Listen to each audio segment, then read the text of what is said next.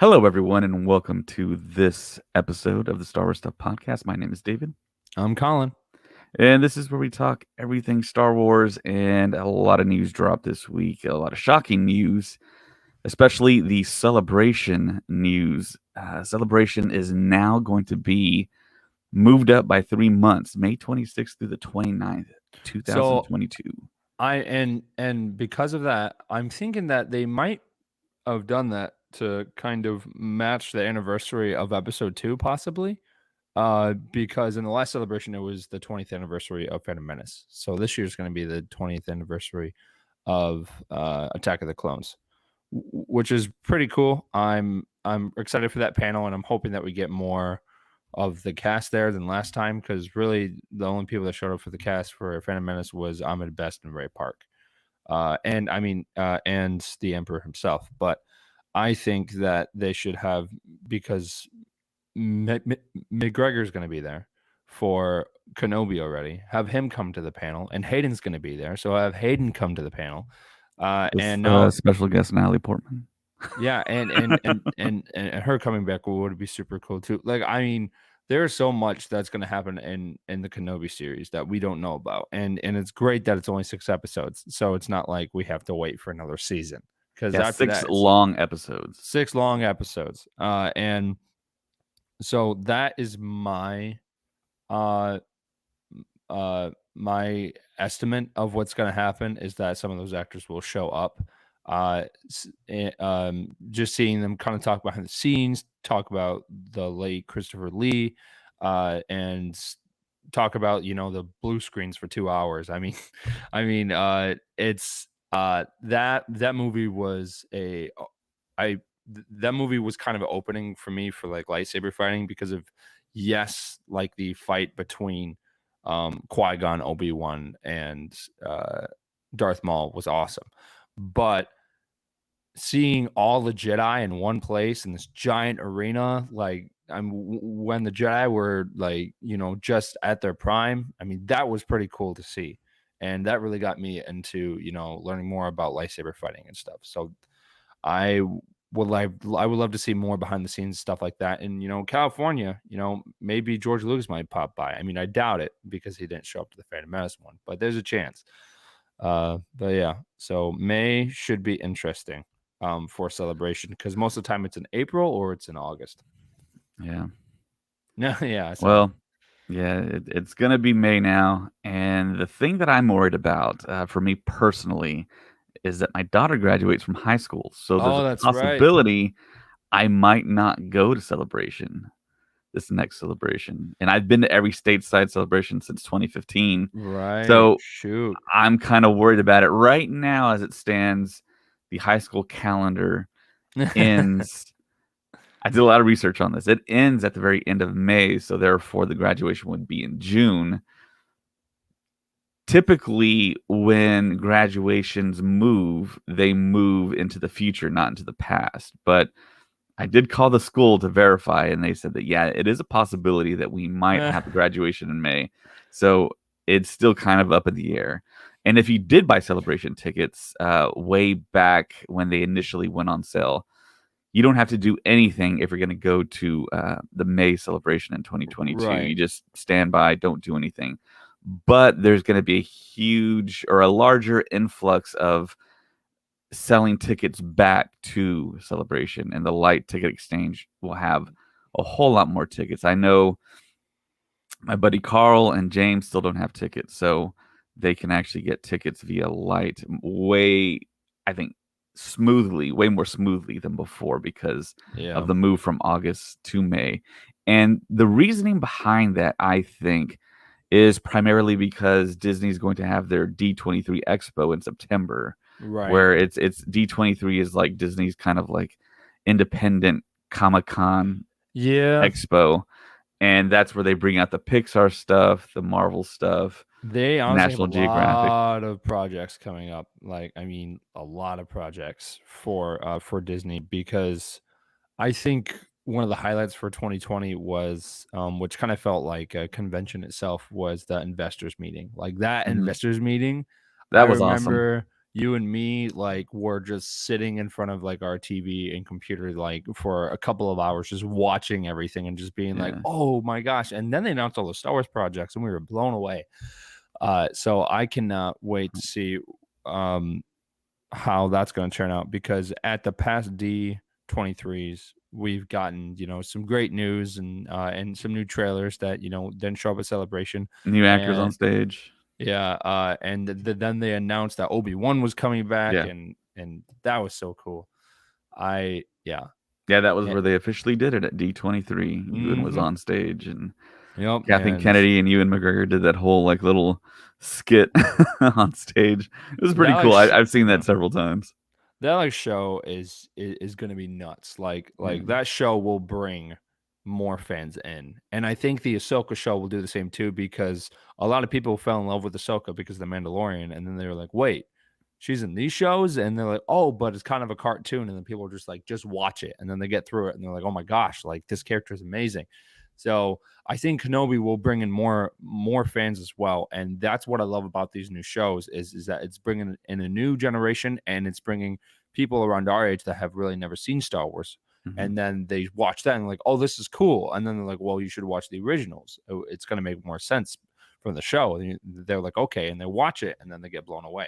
So Yeah. I think it's smart that Disney's doing these shows, and I think that the panel for Kenobi is going to be like the hot one to be at. Mhm.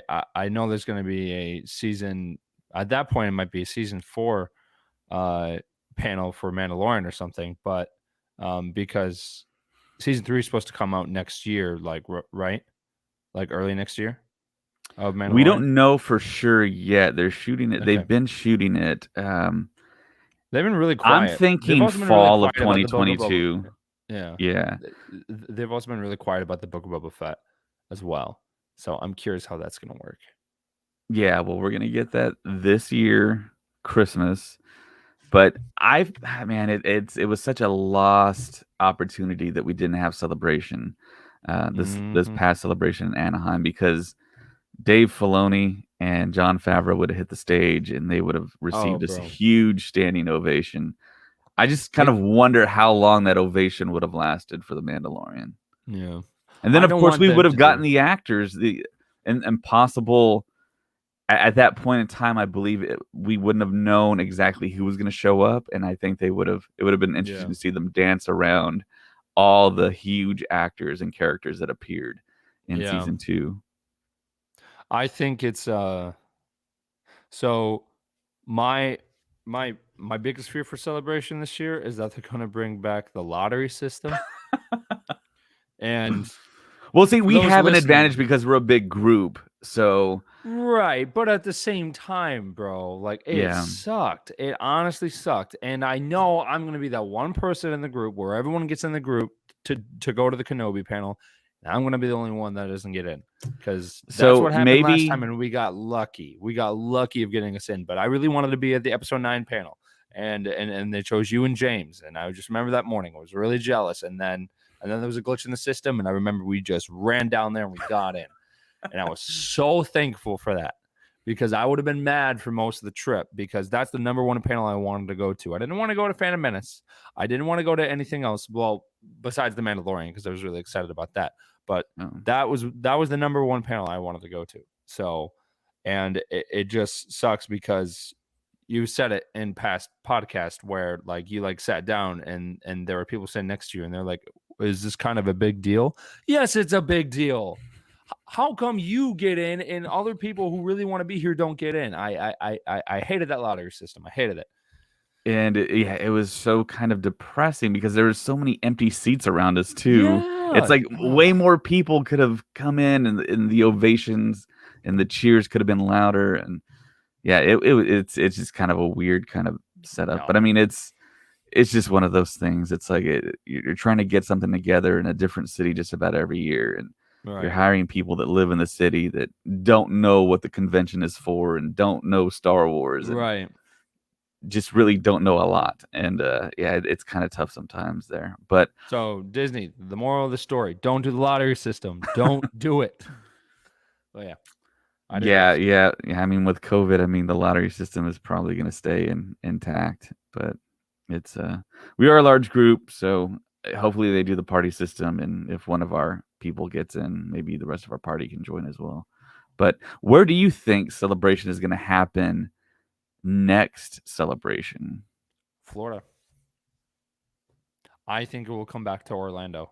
Um, because of they did so well here. Like, I mean, I think Celebration's been in Florida what, 3 times? I'm not quite sure, but we were there in 2017. That's where we Yeah, met, so yeah. we have great memories there.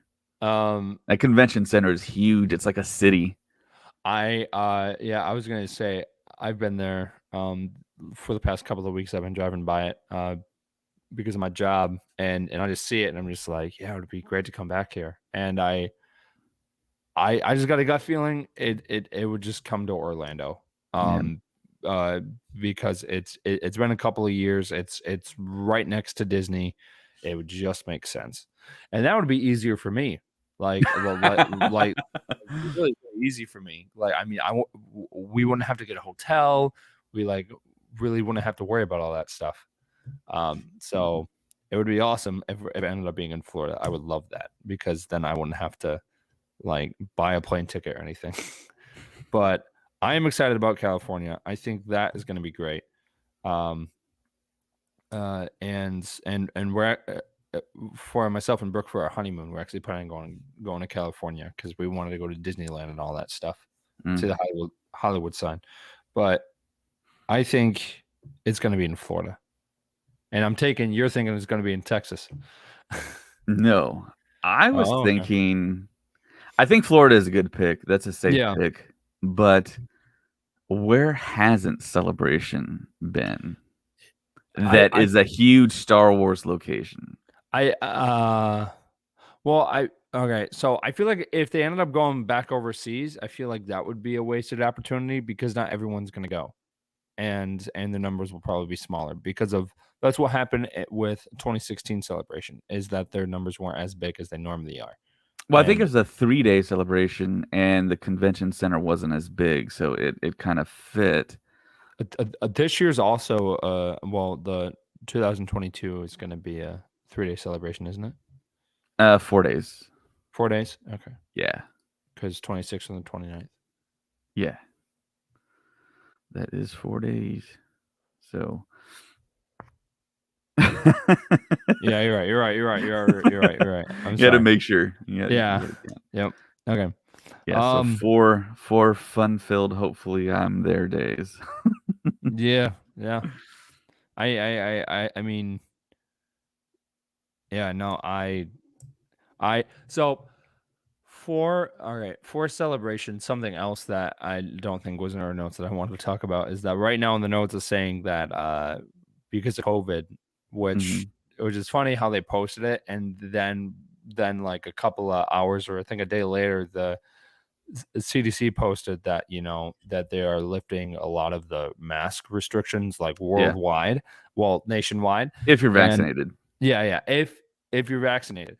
And on Star Celebration on the page it says that costume masks aren't allowed. So I'm curious if that's going to stay or if that's going to change. I think James said that by that point it would change, and I think they're just putting it down as a formality, which is totally fine. But um, that if they don't, change that soon, that might affect their ticket sales because a lot of people go to Celebration just to wear costumes and show them off. Uh, Yeah. me being one of them. But yeah, I I hope at that point most of the nation is vaccinated so we can do that. Uh, Over at Disney right now, they posted last night that that vaccinated and not vaccinated people don't have to wear a mask outside. But if you're going indoors to a restaurant or a shop or you're in line for a queue, as soon as you get to like the beginning of the line, you got to put on your mask. But now just walking around the parks and stuff, like going from place to place, you don't have to wear your mask anymore. Nice. And that went into effect on Friday night for Disney, and it went on Friday morning for Universal. So that's huge. Yeah. Um, So yesterday actually was the first time I went out and ate somewhere and didn't wear a mask.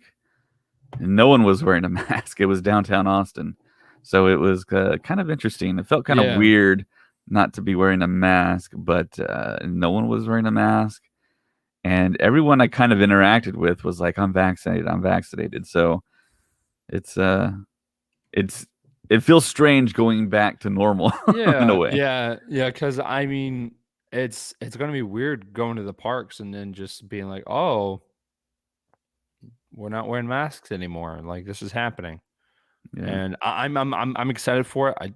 It's just we need to do this safely so it can stick because yeah, of yeah. I mean, right now, this is the Star Wars Stuff podcast. We don't have to get into that because people have mixed feelings about it. So I think we should just kind of stick back to Star Wars. But which is my fault because I brought it up.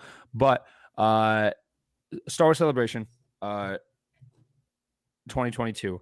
I think uh, that each day is going to be awesome. I think we'll get some surprises, especially since in California where most of the actors live. So that's going to be exciting. I want Max Rebo to show up in the Book of Boba Fett. So I want to see more costumes of Max Rebo at Star Celebration because right now there's only like one guy I know that does it, and I'm tempted to do it. But I want to see more Max Rebo fans because of he will come back and then people are gonna be like, oh my gosh, Max Rebo is so cool, and I'm gonna be like, where have you been the last 4 years? Huh? yeah, yeah. I really to think of it. Yeah, I think the Book of Boba Fett is just going to be a huge Oh yeah, costume and creature extravaganza. I think yeah, we're going to see. We're rarely going to see human flesh in that series. You're going yeah. to be covered. I think we're only going to see Fennec Shand, and that's it. Maybe Cobb Vanth and the people of Mos Pelgo, possibly. But yeah, it's so exciting. It's going Mm-hmm. to be our Christmas present from Lucasfilm. So Yeah, and something that's nice right now is that we are getting Star Wars every week for pretty much the entire summer. yeah, Um, Matt brought that up last podcast. I didn't think of it that way, but yeah, 16 episodes. We got 13 more to go. So yeah, 13 more Fridays, just Bad Batch. yep, Um, and then after that, I believe we get the show Star Wars Visions, and a new episode will be coming up for that every week, which is pretty cool. So honestly, I don't think there's really a week where we're not going to get Star Wars. I think that's pretty exciting stuff. I'm surprised that right now, for the Clone Wars and Rebels, they would always have like an after show that would be hosted by Andy Gutierrez. I pronounced that wrong, but yeah. but her and Anthony from the Star Wars show, which I don't think we've seen an episode of the Star Wars show for a while either. Well, it pretty much ended. Like Um, like ended. quasi ended. Oh I think we'll still see them at Celebration, and we'll probably see them do specials. But for all intents and purposes, it's kind of over the way we knew it. But I think there's a good chance that it comes back once the restrictions are lifted and yeah, Star Wars because gets in full swing, and there's always a new episode of something Star Wars. So I'm pretty sure there's still. I think Anthony is more of like a third party employee. He's more like a contractor, and Andy actually works for Star Wars. yeah. So, but I mean, their chemistry is just so awesome, man. I Oh yeah. love watching their shows. Yeah. So And I I'm got to, we I think we both got to meet Andy in 2015, right? Or you met her in 2017? I yeah. So I never got to meet Andy. I wanted to meet Anthony because I'm a big fan of his. Yeah. And I am a big fan of Andy too, but like I just relate to Andy so much. And I try to get a picture with him. I do have a picture of him, but he's up on stage and I called his name and he looked at me and then he smiled and then I got like a long distance, but I actually want to meet him Yeah. because he's so funny and like his like his like dad jokes are like hilarious on the Star Wars show. Like I love him. It's fantastic. So yeah, no, I like hope to see them for Star Wars Celebration. And I'm glad that we're getting Star Wars every week. If you guys haven't watched like the new stuff they added on Disney Plus on Star Wars Day, they added a Simpsons short and they added the Star Wars biomes, and it kind of goes through some of the planets, which is really cool, and it's kind of relaxing. And then they have the Star Wars ships like fly throughs, and it goes like through like the entire like ship of the Falcon, and then the First Order Star Destroyer.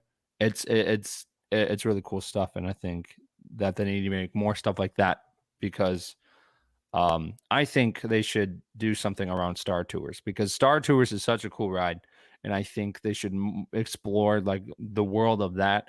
We actually almost saw uh, the same type of droid that Sam loves so much from Star Tours and the in episode 2 of the Bad Batch because of that ship was there, and that's what they were boarding to get off world.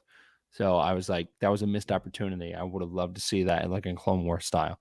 And yeah, so no, I can't wait for Star Wars Celebration. There's a lot going on. I hope they talk more about the Book of Boba Fett. At least we get a teaser trailer this summer, something. Uh, yeah, Yeah, we were all thinking we were going to get a Book of Boba Fett teaser for for May May 4th. 4th. I thought for sure, and I think it's just because of the hype from last year where we got like so much stuff. Like it was crazy, Yeah. like announcements. And we still know nothing about the new Lego Star Wars game. That's a disappointment as well. Yeah, man, darn. Yeah. Darn. So in other news, Ewan McGregor was on the Jimmy Kimmel show, and I posted was. a chunk of the interview on our Facebook group, Yep. Star Wars Stuff Podcast Facebook group, and he had some interesting things to say actually. And Yeah. yeah, one of the first things he talked about was the fact that Obi-Wan's wardrobe is slightly different than what you might expect. So what does that mean? Is he like in disguise? Is he going like full like incognito? I was never a Jedi. I'm just a hermit, full hermit mode, and he's gonna have some like weird getup on, and we don't see maybe Obi-Wan back in the Jedi robes until the end of the show. What does that mean? What do Right. you think? I think Kenobi's gonna have a lot of post traumatic stress. I think he's going to be going through a lot.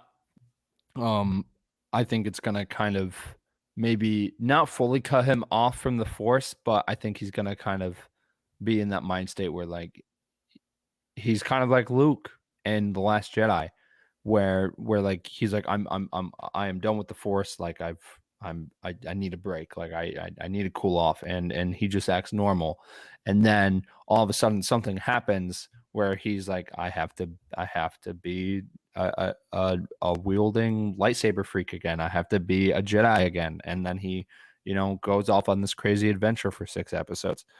Um, I think that I I think that the clothes that he's gonna wear will kind of represent like where his character is. Because I'm thinking that the way that he's looking now, um, I think he will be like this kind of crazy old man, like for a second, and then he'll get back That would be into great to see that old yeah, Ben.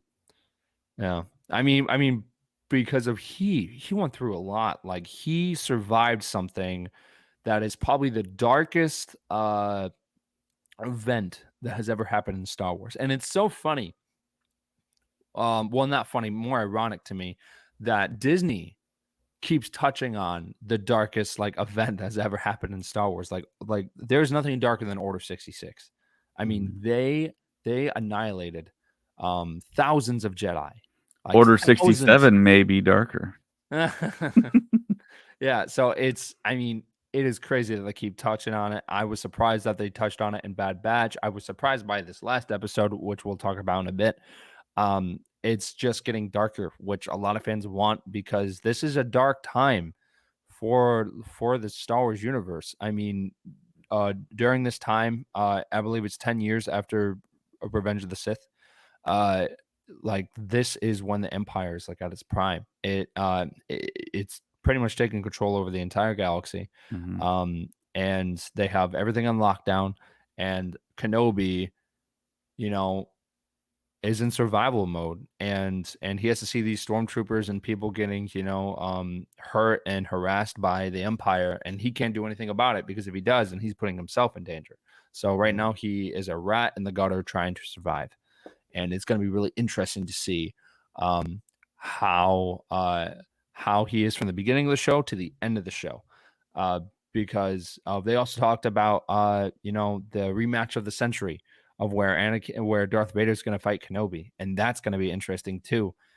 Because a lot of people thought, hey, the last time they fought was on Mustafar, but then Kathleen Kennedy during the investors meeting hinted at that they were going to do a rematch. So it's going to be interesting how they do that as well.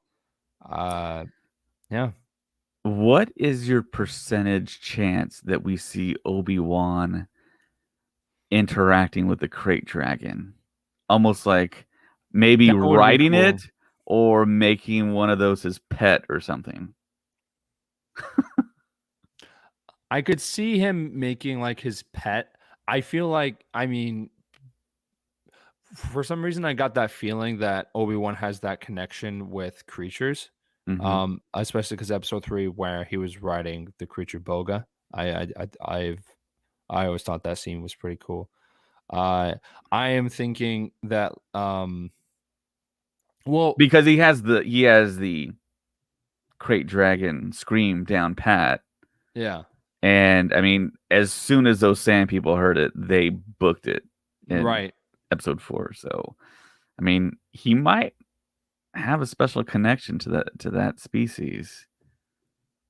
And then of course his hovel. How does I want to see how he obtains his hovel on Tatooine that he has. Yeah, yeah. So I mean, I talked about this the last time I was in the podcast, and I talked about um how there's a chance, which I'm really hoping, because this would be a huge like connection from episode 3 to the show, would be that when Obi-Wan went to Tatooine, he didn't get dropped off. He like had his own ship, and that ship Right. was the ship that General Grievous had at the Battle of Utapau, what he used in the Clone Wars. I think that Right. would be very cool Easter egg. I think that would be his way kind of to get off the planet, and then by the end of the show it blows up in some way, and then he has to find his way home. I think that would be really cool. Now, do you think there's going to be any filler episodes? I think it's impossible to have filler episodes because Yeah. it's almost like what they're doing, and nobody's really talking about this, is they are making the Obi-Wan Kenobi trilogy in a Yeah. sense. They're not releasing it in theaters. They're releasing it on Disney Plus, Right.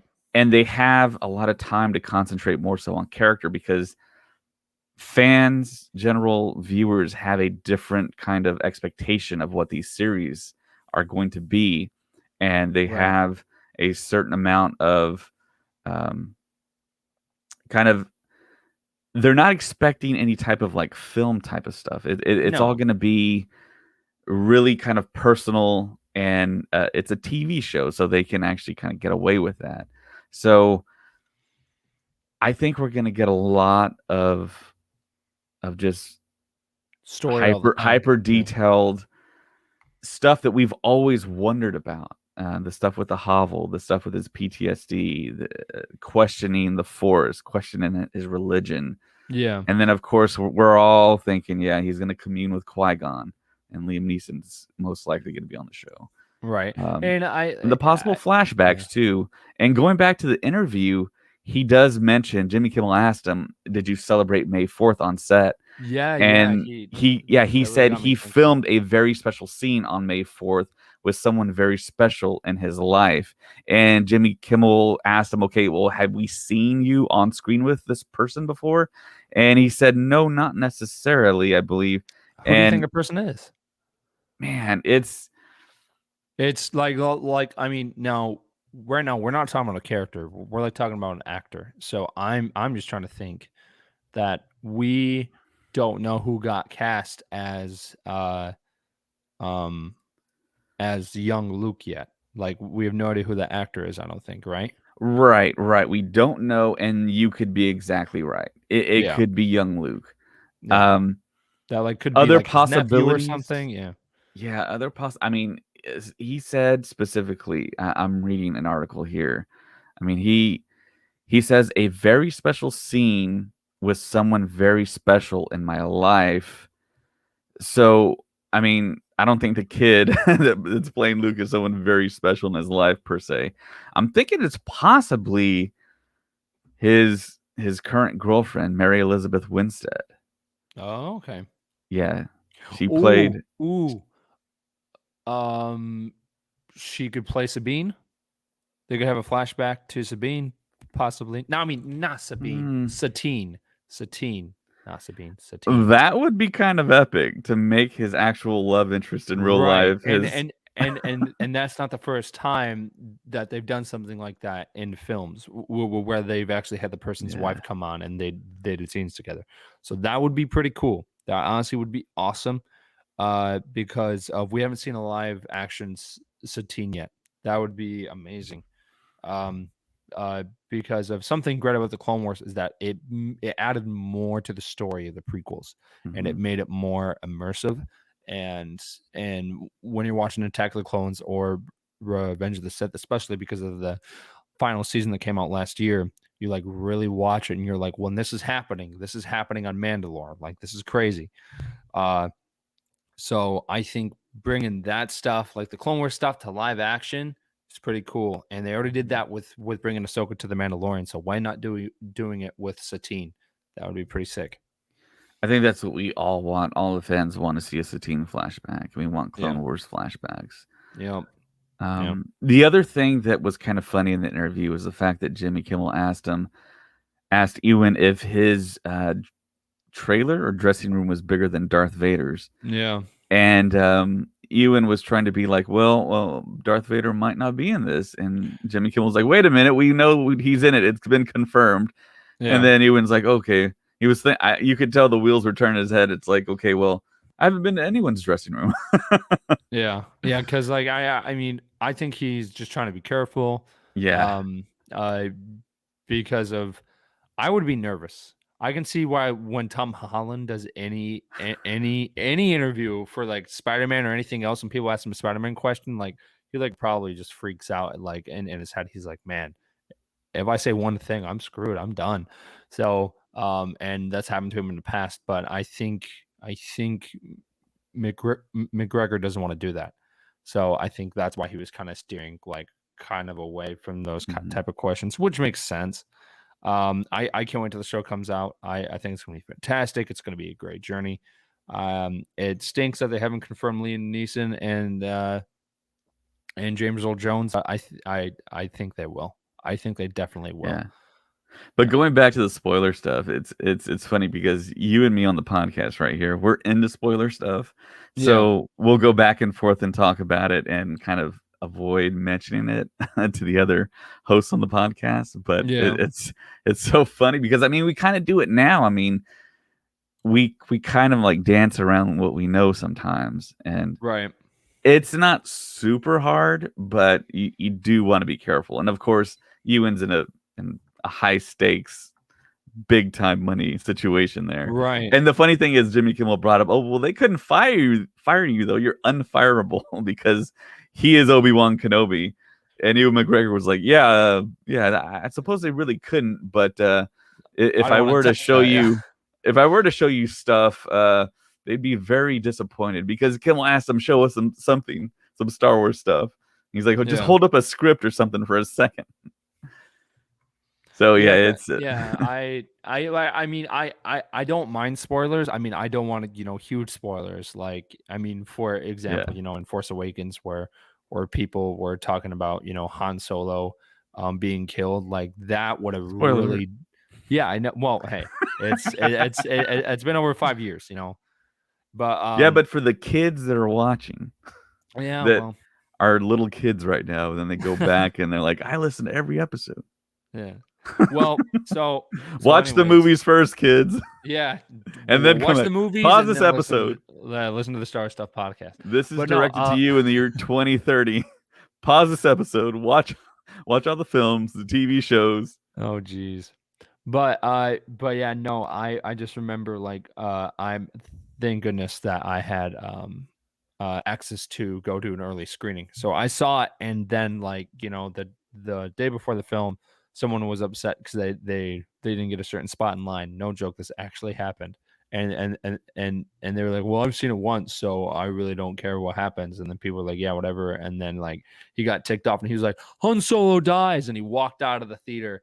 And thank God not everyone heard that, but like I was right next to him, so I was like, bro, dude, you cannot say that stuff like that. Like I can't even imagine of being in line for like The Empire Strikes Back, you know.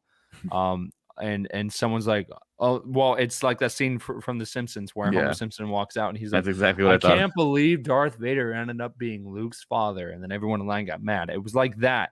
So I was just like, I mean, some spoilers are fine. I mean, like when we were talking about The Mandalorian like years ago, where we heard that, you know, the species of Yoda was going to be in it, but we didn't know how big of a deal it was going to be. And we talked about it on the podcast. Like that's totally fine because it was a small detail, and then like it blew up, and then everything was fine. But a big plot point like that, from the Kenobi series, I would have been upset because that's some of the greatest things about Star Wars is getting those surprises. And there's a lot of surprises in the Bad Batch, especially in the first 10 minutes of that show. Like, wow, like it's been pretty good. I do want to talk about Bad Batch, so if we can talk about it, because there's a lot of stuff I would like to talk about the new episode. Sure. Okay, cool. Thank you. All right. Yeah. So okay. So in the new episode of Bad Batch, it feels like a filler episode, but at the same time, it actually feeds the plot of the show and of where we are during the timeline of the galaxy, and it actually gets pretty dark. I didn't think Disney would get that dark, but they did, and I don't know if it's because it's an animated show or or they're just trying to aim towards more adults, because this is not really feeling like a kids show anymore. Even though Clone Wars was, you know, and Star Wars always will be for kids, it's starting to get more darker, and I think that's great. Because of people have always kind of compared the Clone Wars for like, oh, like it's just for kids, and then I saw like a montage of people getting decapitated and losing limbs and uh and and just really violent stuff. And you know, it really is putting the war in Clone Wars, and now you're going to Bad Batch where it's in the prime of these dark times. And with by the way, spoiler alert, go watch it if you haven't seen it yet. This is our breakdown for the episode. But I like this episode because of they talk more about the inhibitor chips, Mhm. and Crosshair has gone full dark side. Like he like shot someone in the chest on his team. I mean, like that was rough. And then So do you think that is actually Crosshair, or do you think that's the inhibitor chip making him more evil? I think that's the inhibitor chip. And I think they Okay. did hint at unfortunately they did hint at Wrecker um maybe having a malfunction with his inhibitor chip, because of he like banged his head during the Right. crash, and he kept rubbing it on the place where the inhibitor chip is. Oh, So okay. so it's gonna stink when he goes um kind of to the dark side, because he is, I feel like Wrecker's kind of like the heart and soul of the team Mhm. besides Omega. So it's gonna be sad when like he, you know, like kind of turns. Mhm. But hopefully we don't see that for a while. We've got uh 13 episodes left. Yes. Yep. So it should be exciting. And we also learned about how the stormtroopers really are coming into like the um coming into the Empire, because of they ended up having some recruits that they found across the galaxy. And Mhm. that was kind of the hint of, at, you know, hey, this is how the clones are going to kind of leave. And then at the end of the episode, the people in Camino were like, hey, we need to find a way to make the clones essential to the Empire's plan, or we're done, our business is done. So I think we talked about it on the past podcast, but I think I think I'm with Sam's idea where there might be a genocide. Where Order like the Empire, 67. yeah, where like the Empire comes in and they just blow up the entire facility. I Hmm. could see them doing that. I could also see them saying like, hey, you know, because of the chips in their head, the clones haven't been as accurate in battle. They are defective, and we need to end our contract with you. Because right now the Empire is trying to find a way to end their contract. Hmm. Um, and I'm just curious on. I would love to see like a Star Wars lawyer. It would be really funny just to see him show up and being like, I'm here to plead the Empire's case, and then like and then he's wearing like a weird Star Wars suit. It would just be interesting to see something like that. Because of they have slowly shown some real world elements into Star Wars, but I've always wondered too, like how do they, clean their clothes? Like, do they have to go to the Star Wars dry cleaners? Like, I mean, so seeing something like that would be interesting too. But it's really funny that the Emperor is trying to be cheap and be like, hey, we are going to save a lot more money by having stormtroopers than clones. And it's just funny of putting that thought process into a show about Yeah, and we need that ships. logic to move into the original trilogy because all the Right. clones kind of disappeared. We need to know that story. Why did they disappear? Why don't we have clones? Exactly. But I think it was a bad idea. I think he should have stuck with the clones, and they probably would have won the war. But no, we had the Emperor being cheap, and I just think that's so funny. I think that that some of the clones will end up uh, being instructors for some of the stormtroopers, kind of like how Crosshair will end up, like kind of like how what he's doing right now. Um, Yeah. I would love to see Commander Cody come in, and then he ends up being a instructor because of we don't know that much about what happens to Commander Cody after Order 66. I mean, there's some fan theories and I think it's hinted at that like he did help train some stormtroopers, but we don't know what actually happened to him. Because I thought he would, be on the planet where Rex, Wolf, and Commando Gregor are on and Rebels. I thought he would be there, but he's not. So I'm curious what Mhm. happened to Commander Cody. And we know what happened to Commander Fox.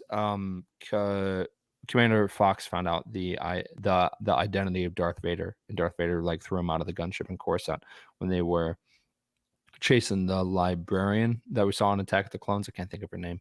Jakastu Nu. Yeah, her. Yep. Yeah. So, and that happened in a Darth Vader comic, which that comic is still canon. So, I would love to see them hunt down more surviving Jedi. I think that would be pretty cool. Uh, what do you want to mainly see from the show? Um, like you mentioned, I want to see more of the surviving Jedi. I want to get some new characters as Jedi that survived Order 66. But I'm really liking the character development between Hunter and Omega. I didn't think I'd like Omega's character as much as I do, but I really like her character, her being kind of one of the Bad Batch, so to speak. Yeah, yeah. And She has more of a purpose. Like I'm just curious of yeah, what her actual DNA is. I right, mean, she knows how to use a blaster, and she's also smart. Like she's a smart kid. right, So and there's a lot of people saying that she's the clone of Palpatine, and I'm kind of getting Rey vibes off her too. So right. I was just about to say that. yeah, so it would make sense. It would be a pretty cool tie-in, like of maybe he was trying to do what we see in the future with Snoke, but he tried to do it more in a human form. So Mhm. I'm curious, like maybe not everything goes right with Omega, and then the Emperor tries again, but he just doesn't get it right, and that's how Snoke is made. Um, and we kind of see that in the early stages because of if it's not clear now, Palpatine is obsessed with cloning. Like, he is obsessed with it. He has been obsessed with it from the very beginning, and in Legends, like there's a whole cloning facility where it's just him as a clone. So I think it would be awesome to touch more on that. It will tie more into the sequels, which we need more sequel stuff. We need more stuff to tie into the sequels because of not everyone loved it, especially because of Mhm. The Last Jedi, and that's totally fine. That's your opinion. But what the Mandalorian is kind of doing is that it's feeding to to the sequels, like the Clone Wars was feeding to the prequels and making the story more um uh, uh a lot better, in my opinion, because of certain scenes you're watching and you're like, oh, hey, this happened and this happened, and this is happening in the show right now. So I want that to happen with the sequels because there's a 30-year gap, and I don't know if the Mandalorian will make it all the way through that 30-year gap unless they do like a big time jump or something, and then there's more story to tell in that time jump. So I'm hoping Mhm. that they tell more story there. And I think that the Bad Batch can kind of feed that in a way if that ends up being the clone of Palpatine. I I think have that a would be feeling we're sick. gonna get a season 2 of the Bad Batch. Oh yeah, yeah. Yeah, This honestly is like the new Clone Wars in my opinion. yeah.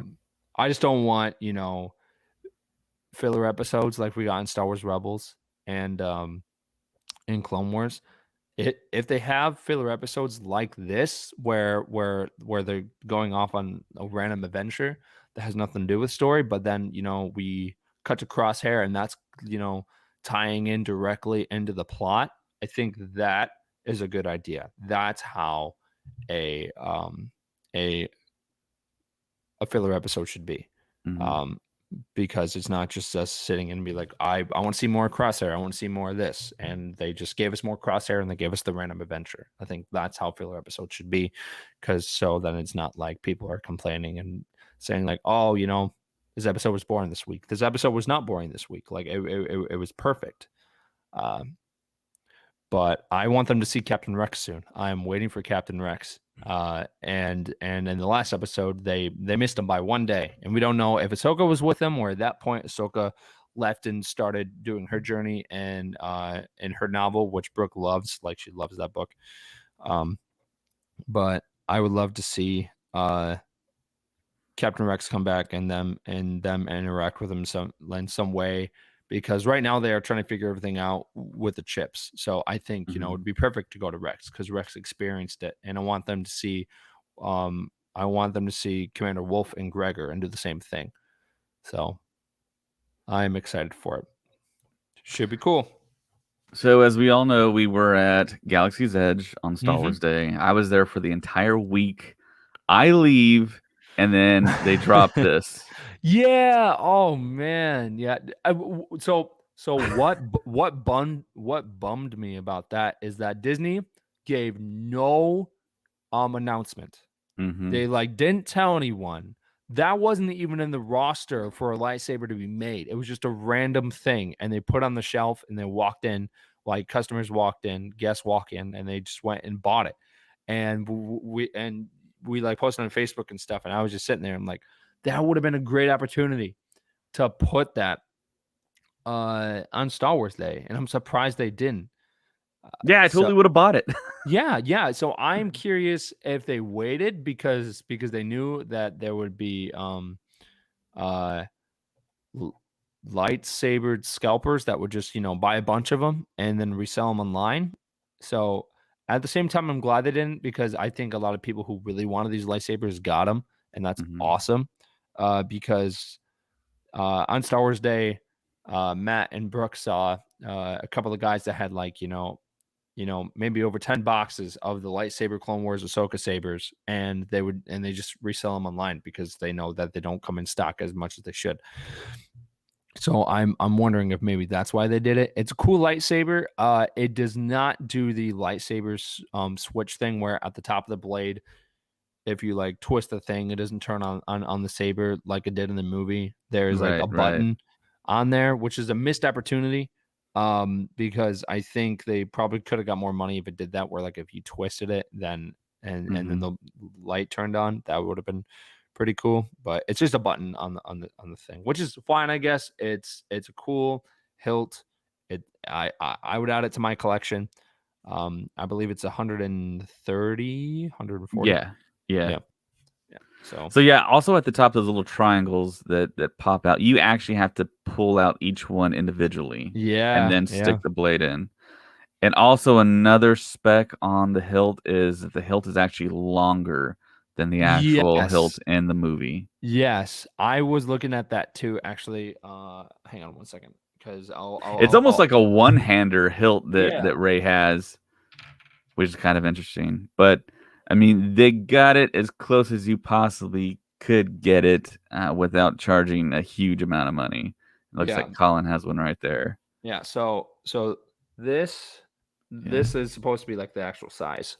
It's her lightsaber it's not really meant for like two hands. I mean you can, but like it's like right at the Right. end of the thing right here. Yeah. So yeah, so that like grip is meant for one. Now, if you show the picture again, David, you can probably fit like two. Yeah, Yeah, because and have room I to feel spare. like Yeah. yeah, because I mean I get it because of they probably had to do it so they could actually fit the blade in there, Yeah. which is totally fine, but it's not as screen accurate now because it's as big. And I know that uh who we ran into over at Galaxy's Edge on that day was Josh Russo, Mhm. who we sponsored uh, a while ago. He is kind of like a lightsaber enthusiast, and he got the Leia lightsaber. He posted on his thing, and people on Reddit were like, "Oh, like that is crap. Like it could be a lot better." And I'm just like, "It's a cool saber." Like I mean, but I mean, but they had to modify it so they could fit the blade in, and that's what they had to do with Right. Luke's from Return of the Jedi, because if they got two top hilts Mhm.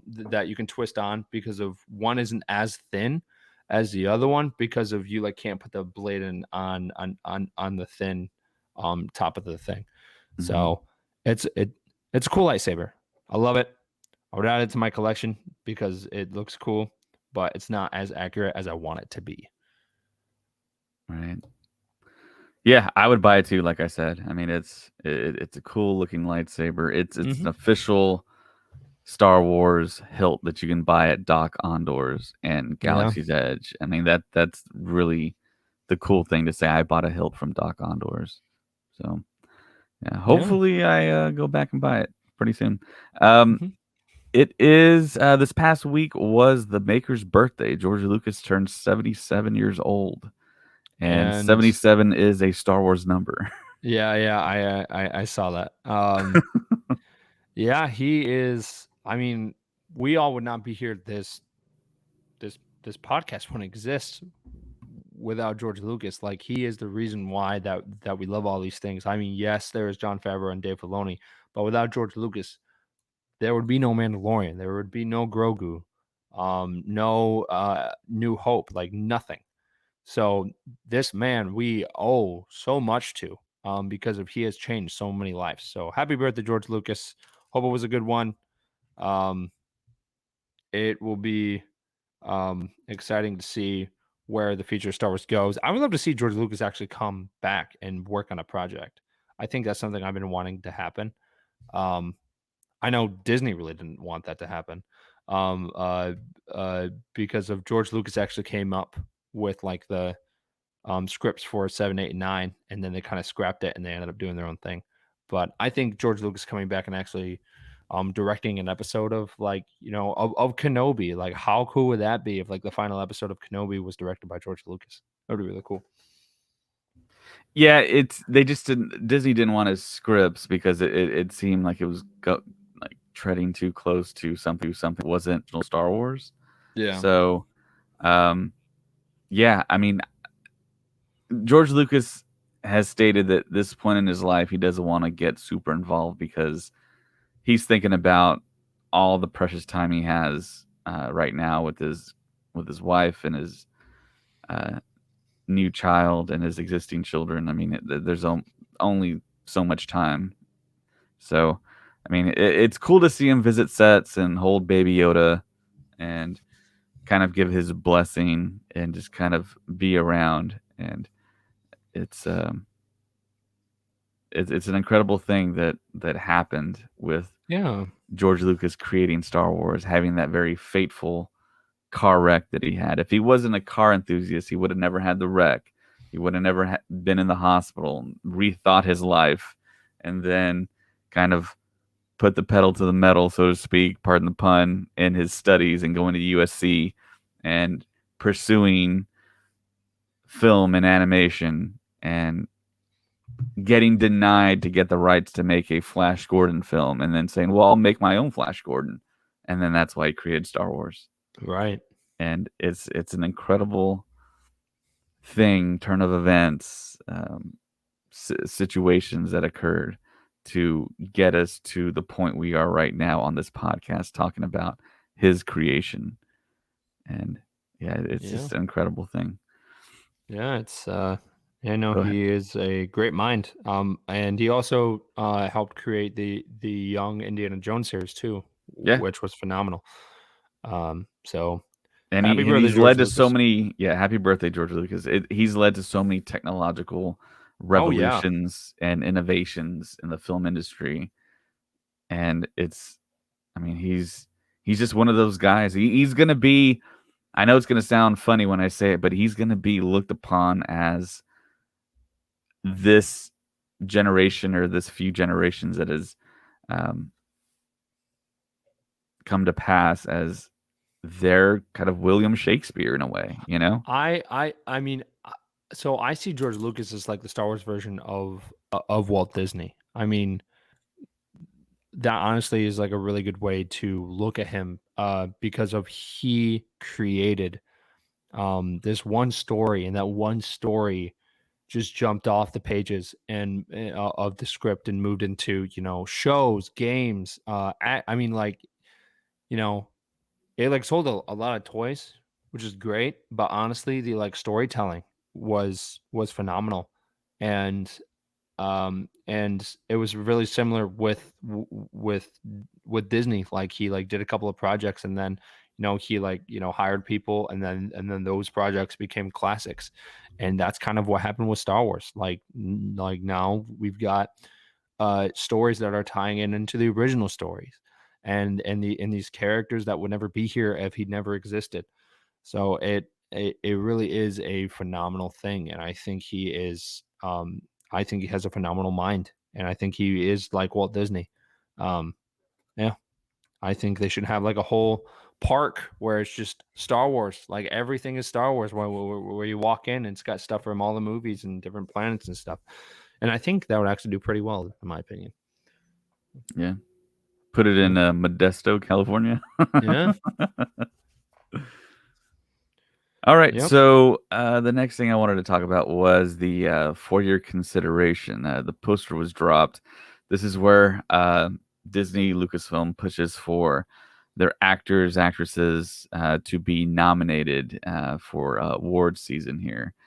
And the interesting thing that people picked up on immediately was the fact that Gina Carano was listed as supporting actress, and people were kind of confused by that. People commented on that. It's like, well, Disney essentially fired her, but they were pushing her for awards consideration.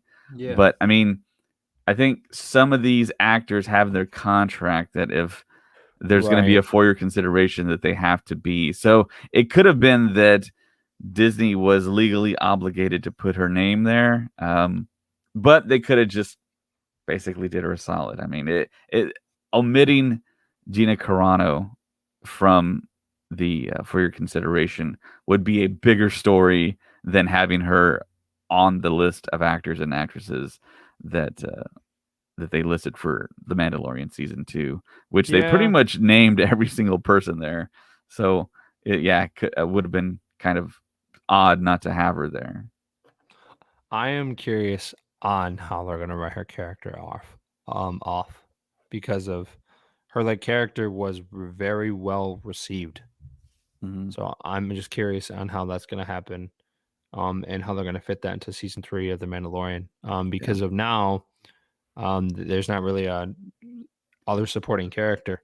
Right. Um, besides Carl Weathers. Yeah. So I'm curious of what they'll do. And to me, it almost feels like they don't have to, per se, even mention her, really. I mean, I think there's a story way into it where, I mean, it's just kind of something that happened. It's in the past, and they concentrate on Mandalore and that whole storyline with the Darksaber and Bo-Katan. But the Rangers show, that's something that was probably going to have heavy Carano influence, and it's Yeah. probably being overhauled right now, or already has been. So, Yeah. but I mean, it's cool to see all these actors up here. I'm thrilled to see certain actors like Katie Sackhoff in here and Bill Burr. Bill Burr, if Yeah. anyone, it's Bill Burr should be in there, and he should be He nominated and nailed get that some. role. He Yeah, did such a good job. yeah, and of Yeah. course you have Pedro Pascal, Giancarlo Esposito, Tamira Morrison, Gina, and then you have basically everyone in there, all the way from Dr. Pershing, Omid Abtahi, to Richard, who played the droid. I think he played. Who actually? I'm trying to think. Who else did he play in season 2? I know in episode 2 he was the droid's voice for a second there, but did he play someone else? I don't think so. Yeah, and then of course Mark Hamill's listed there. Yeah. which is kind of interesting. That honestly would be funny if Mark Hamill got nominated. I mean, I to be honest, if they did that, then that would probably be like, hey, I guess they want more Luke Skywalker, and they might do like a Jedi Knight Academy series or something. Which honestly, that show would be phenomenal. Like people would love that show. Yeah. So yeah, it's going to be interesting to see who gets nominated and what happens with that. So there's a little bit other news on Kevin Feige, and I love Kevin Feige. I think all the listeners know that he is the president of Marvel Studios, and of course he's going to do a Star Wars film produced by him. But according to a recent interview, there's no timetable for when that's going to happen, so we're not quite sure. But there was an unidentified Disney executive who stated that Kevin Feige is very happy in his current position with Marvel and has no interest in leaving Marvel or taking on any other type of executive position with Star Wars, because we all know he's a huge Star Wars fan, but he's just armpit deep in Marvel. He's doing so many shows and it's so super successful off the heels of the Falcon Winter Soldier and WandaVision. Right. He's doing tremendous business for Disney, and pretty much the main thing right now for Disney, the top tier right now at this point in time is Marvel, and the Loki series is about to drop. I know we have Bad Batch going on, but his live action shows have been great.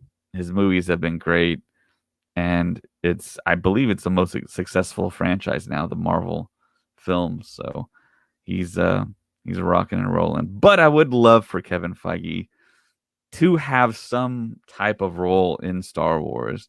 Creative consultant. I would love for him, if Kathleen Kennedy stays on, for them two to interface and talk about stuff together, and for her to go to him for opinions on Star Wars and what they should do and what the future of Star Wars should be, because this guy has Lucas type of foresight. I mean, he plans years in advance. He has all the groundwork laid out, and it worked terrific for the first 22 films of the Marvel franchise, and all those films are good to great. There wasn't really a bad one in the bunch, but it's he's done some unprecedented things in Hollywood, and to know the fact that he is a huge Star Wars fan, it's like, man, you're just right across the hall from us. Right. It's like, come to us. Be a part of Star Wars in some capacity larger than what you're doing now, because it seems like he's not even thinking about Star Wars. But of course, he's running a really well-oiled machine with Marvel. Right. So So I mean, it's going great now. It's perfect. I really wouldn't want to leave something that's going as well as that. So I can see why he's like, hey, I'm gonna stay where I am because it's doing so well, and if I leave, I might go off the rails. Uh, so it would make sense that he would stay there, which I'm fine with because I love what he's doing with Marvel. I love what he's been doing with Marvel. I really haven't been disappointed by a film at all, and I love that he keeps having these new characters come in that not that many people know about, and making them into household names because no one knew who the Guardians of the Galaxy were. I mean, like the hardcore comic book mhm, fans did, but as soon as that movie came out, like people were like, "I'm going to be Star Lord for Halloween." I mean, like that's so cool. Like these characters weren't well known, and now they've got Shang-Chi from the Legend of the Ten Rings, and no one really knows who that is, but he's going to be the next big character. And then you got Miss Marvel and all that stuff, which we do have a Marvel podcast, by the way, guys. It's called Marvel Stuff, so I would definitely check it out because we have a good time over there. But no, I think Kevin Feige is being smart and he's staying where he thrives off because going into something new um when you've been doing your other career your entire life and jump into something new that even though you're a Star Wars fan and you think you understand you're it's going to be completely different than what you were doing before. So I think mhm, it's a smart idea that he's staying where yeah, he's at. yeah. Oh yeah. But yeah, I want him in Star Wars. So moving on. Mhm. So there. If you go to our Facebook group podcast page, I posted a video, a link to a video of I guess, Ooh, fan yeah. film. Although I wouldn't even consider Bucketheads. it a fan film because the No. quality is just Oh my goodness. ridiculously good. The And space battles. It starts off with a huge space battle. I mean, it's almost right it's there for the same type of quality we see in the theater. well, And and what's cool is that it's tying in directly into the end of Return of the Jedi, yes, which I think is an awesome timeline because it's a like new era for the Empire because the Empire is over, but it's not over, and this is like 12 minutes and it's great. mhm, But they're doing yes, a whole season of this, which is awesome because these are members of the 501st and some actors and stuff. And that's amazing. That's fantastic. I have been wanting to do like a fan film for a while called Ewok Hunt, which I've talked about on the podcast, for a while. But this is something that like I relate to. I was like, this is perfect. This is what Star Wars needs more of is behind like Darth Vader, there are stormtroopers. Behind Luke, there are rebels. Like, I mean, we want more of those stories. And I think Bucketheads is a perfect title for this. I think it's perfect. I saw I saw the one episode that came out years ago that they did, and that really kind of jump started this series that they're doing now. So if you guys haven't watched this, I would totally watch it. It's perfect. It's live action, and the cast is great, and they're doing more. They're 100% doing more, and it looks like it's going to tie into the Battle of Jakku, which is going to be even more cooler. So yeah, I'm all for it. I've been saying for a while now that fans are going to create a Star Wars TV show film that's going to be totally not discernible from what Lucasfilm is producing, and I think it might right, happen this decade. I mean, it's coming quick, coming fast, and this is the next step in that evolution of tremendous quality storytelling that the fans can actually produce now, and we're it's almost there. something that I liked about this, and that I've been thinking about for a long time was they they added Ewoks in this, and Yeah. the way they added Ewoks was like um they did some trick shots to make them seem like they were smaller, but they were normal sized people, and Okay, they so they did should like have forced perspective, right. And kind of to like be in Lord of honest, the Rings. right. And that's what they should have done in the Ewok movies, but they didn't. And all the Ewoks were like the size of like us. Like I am 6'2". there was at least a 6-foot Ewok in the first Ewok movie. And what they did in this is they did trick shots where they like made them seem super small. Because of there's a scene where Ewok is talking to a rebel and they're talking about the battle, and then like he ends up attacking them, and then he walks into a trap, and then I'm not gonna spoil it, but like when the Ewoks show up, like it was done perfectly. It was done perfectly, and I want to give credit to the people behind this because they know what they're doing, and it's fantastic. It's fantastic. Yeah, 10 out of Yeah. 10 yub nubs for me. Mm-hmm. So the other thing that kind of dropped that was kind of under the radar was the fact that this book dropped, The Oh Art of Star yeah. Wars Galaxy's Edge, and it was written by Amy Ratcliffe, and it has a lot of behind the scenes sketches and drawings for the design of Galaxy's Edge, and we do see some previews of some rides that we didn't get and don't have, and Yeah. I don't think we will get. I But so I mainly know about like the yak creature thing, how that was supposed to be a ride. I didn't know there was other ones. What were the other ones, David? I can't remember off the top of my head. I concentrated on that Ellie creature, that big white, Yeah. almost like Yeah. So hippopotamus style. right. So that was supposed to be like how you go to the zoo and you can ride a camel. It was like that. Yeah. But it was this giant like Star Wars creature, which would have been really cool to see.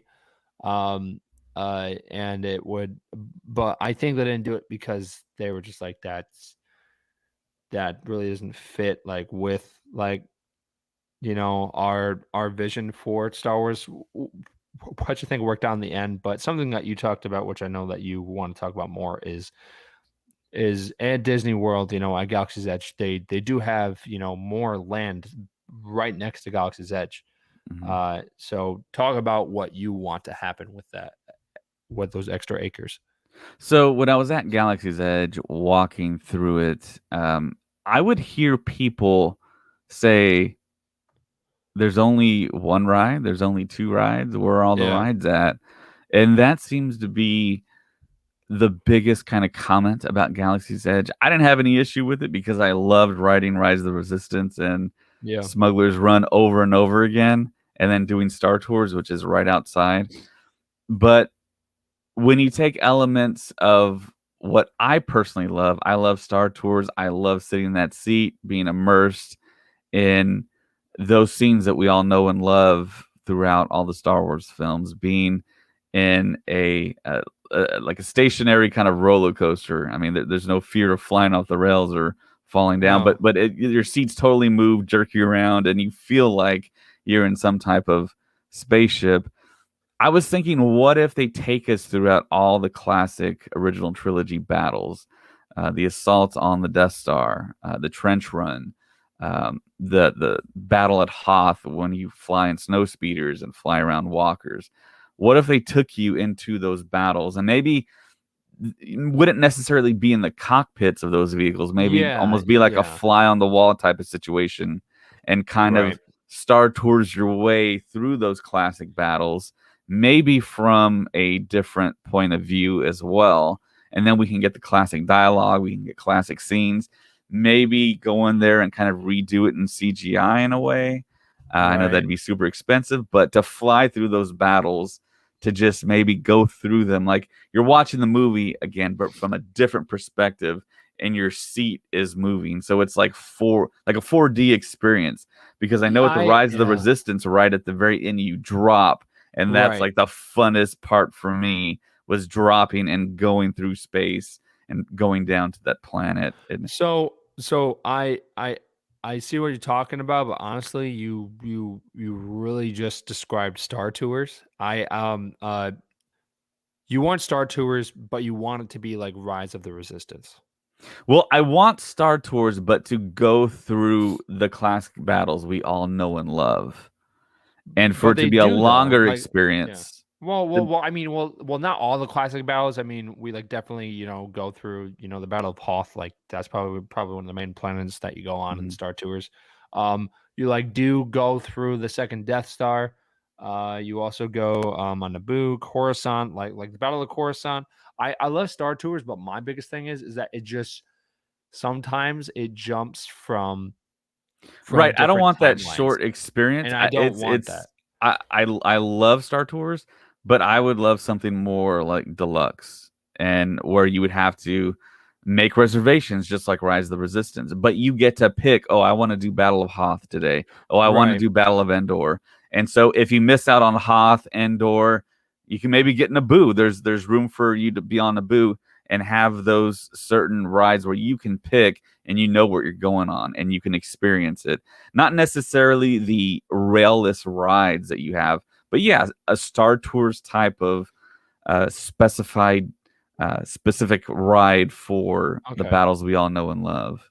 So yeah, no, so I mean, what they could do is I guess they could do like an archive kind of situation where it's still connected to Galaxy's Edge, and you go there and you enter, and you sit down, and they're like, where would you like to go, like in this place in history, and then you click it, and then the ride takes you there. I Mm-hmm. think that would be cool. Um, is just something else we talked about is that I don't think Disney would have, one part's the sequels and the other side of like, the extra part they add to Galaxy's Edge would be, something from the originals of the Clone Wars or something. I don't think it would work because it would confuse people, and people are already confused. Um, because of some like people are like, oh, like where's Darth Vader? And Kylo Ren walks up and they're like, that's not Darth Vader. I want Darth Vader. And they used to have this thing called Launch Bay, and Launch Bay is still there. It's just shut down right now because of It's a its relaxation station. yes, which is still pretty cool because no Yeah. one's in there and you can still see all the props and stuff, which is pretty cool. People But were in there when I went. oh people, well, people were like sitting on the ground. I mean, like it's not really meant for like Yeah. like touring and walking around. It's just for Right. hanging out. But you can sit right next to the props and stuff like Yeah. that, and there's no music. It's complete silence, which is awesome. But Some air Launch Bay conditioning. was but the Launch Bay was like the area for you to kind of explore like more of the original stuff, and then you could interact with Darth Vader and Chewbacca, like have real interactions. And with COVID and everything happening, it kind of stinks because it is taking the experience away of the Yeah. interactions, because stormtroopers and Kylo and Chewie and Ray would just be walking around, and then also it also kind of kills the effect for the first order officers, where they are wearing like the face shields and the masks, and it's still a cool experience. But I remember my first experience going before COVID, and it was awesome because like you like weren't distracted by like the real world issues going on. And that's the Mhm. point of Star Wars, is that you want to escape. Like to go to these parks, you want to escape from your real Yeah. world problems. And now that everything's, slowly getting better, we'll probably see that very soon. And I can't wait until you go back and you have your experience without COVID restrictions, because it's phenomenal and you really, really feel immersed. It's Yeah. pretty cool. Yeah. Yeah. So I think those are all the major stories that dropped. Now we talk for Max Rebo like for an hour. So my thoughts about I'm just kidding. No. I think we're Uh, seeing Max Rebo in Book of Boba Fett. Oh, dude, totally, totally. People are thinking like, no, it's not. I'm just Because like, Lucasfilm does listen to our podcast, yeah. And and and Max Rebo is at Galaxy's Edge, man. He's at Galaxy's Edge. I am not sure if like you saw him in person, but he's up there in the toy I show. took a picture of him at the market, and I was like, yeah, Yeah, Colin's gonna be like, why didn't you take a picture if I didn't take a picture? So yeah, I yeah, took the picture, and yeah. yeah, I bought my chance cubes and moved Hmm. along. Yeah, So, yeah. No, it's no. I love Galaxy's Edge. It's an awesome experience. Um, uh, Yeah, no, I love it. It's awesome that I live, 15 to 20 minutes away from it. It's fantastic. yeah, I think that there's more potential for Galaxy's Edge, and I think they will do it in a couple of years or so. I think that the Star Wars Galactic Hotel is going to be awesome. I $1,000 a night though, it's gonna be rough, but it is a limit of 2 days and 2 nights exactly, and it's gonna be immersive. So it's it's not gonna be like your normal cruise. Like as soon as you walk on, your adventure begins. It's gonna be nonstop, shows, and you being immersed in the story the entire time. And you will be looking out the window, and it's gonna be, uh, it will be like you're looking out into the stars and ships, and when you're going to hyperspace. I mean, falling asleep and waking up and looking outside your window and just seeing looking at planets and stuff is going to be so cool. So I think it's worth $2,000. I think it's going to be an awesome experience. I think every Star Wars fan should experience it, even though it's, costs a lot. But I think if you kid enough nerds together and, put all the cash that you want to buy that one Star Wars action figure you want, you just put it towards the Star Wars hotel, I think you guys will be fine. So when is the Star Wars hotel opening? 2022. Okay. It doesn't have a pretty specific sure date yet. if I can get tickets, Yeah. I'm going. Well, yeah, dude. I mean, like, no, will be there with you. I mean, like, I'm going like the first day if possible. Okay, Because well, I regret not going to Galaxy's Edge the first day, and I had the chance to do it, but I was like, I need to settle down with buying all the Star Wars stuff, and I right. kicked myself because everyone on the podcast essentially went before me, and I'm like, I should have gone that first day, man. Yeah, yeah. So, Well, hit me up because I'll definitely go with you, and I will probably get a discount by then. So, man, yeah, hopefully you're working inside the hotel. yeah, that's the plan because I'm auditioning. So, but yeah. So yeah, I had like a vision yesterday of me going to the hotel and you were like working, and then you were totally in character, and I'd see you for the first time, and I just like hug you. Yeah, it's just like, I'm so proud of you, man. And you're like, I'm sorry, but you got it. Security dragged me away. Yeah. But yeah, no. I think that's everything from Kenobi and all that stuff. It's gonna be exciting next couple of years. It's gonna be pretty cool. And Yeah, a few podcast things though. I am going to do a special Patreon episode on everything I bought at Galaxy's Ooh. Edge. And yeah, that'll drop as soon as the rest of my merch arrives.